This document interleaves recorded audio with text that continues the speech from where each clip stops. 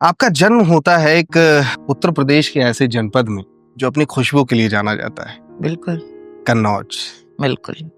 आपका बचपना गुजरता है एक ऐसे शहर में जो माँ गंगा के किनारे बसा हुआ, मिर्जापुर। मिर्जापुर का वो दौर जब वहाँ पे विंध्याचल महोत्सव, कजरी महोत्सव और इस तरह के तमाम महोत्सव होते थे। और उस दौर में देश के तमाम सारे दिग्गज कलाकारों का वहाँ पे जमावड़ा। बिल्कुल।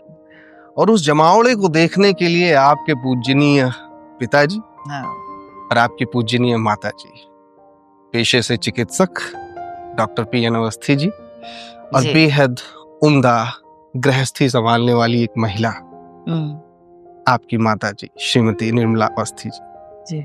दोनों ही लोग बड़े चाव के साथ आपको लेकर के उन तमाम सारे कार्यक्रमों में जाते हैं।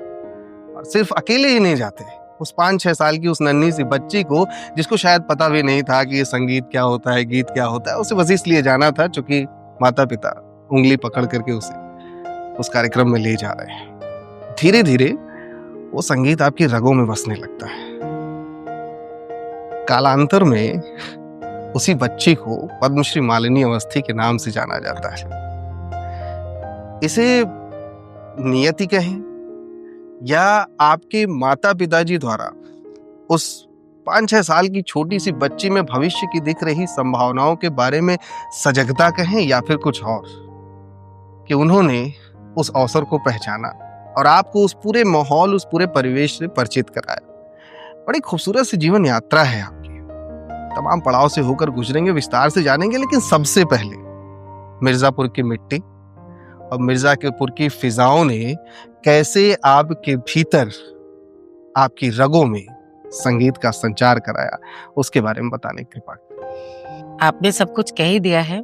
मुझे लगता है कि किसी भी कलाकार को गढ़ने में सबसे पहले उसका जो संस्कार है वही काम आता है। संस्कार यानी जो बचपन से उसने माहौल देखा, जैसे माहौल में उसको ढाला गया, और जाहिर है वो माता पिता से, परिवार में मिलता है। और मेरे मामले में आपने नियति जो कही, नियति ये रही होगी कि मैं बचपन से जन्म हुआ तो मैं गाती थी, नृत्य करती थी। सारे बड़े बुजुर्ग यही कहते हैं कि बिल्कुल छोटेपन से गाती थी। नियति ये थी।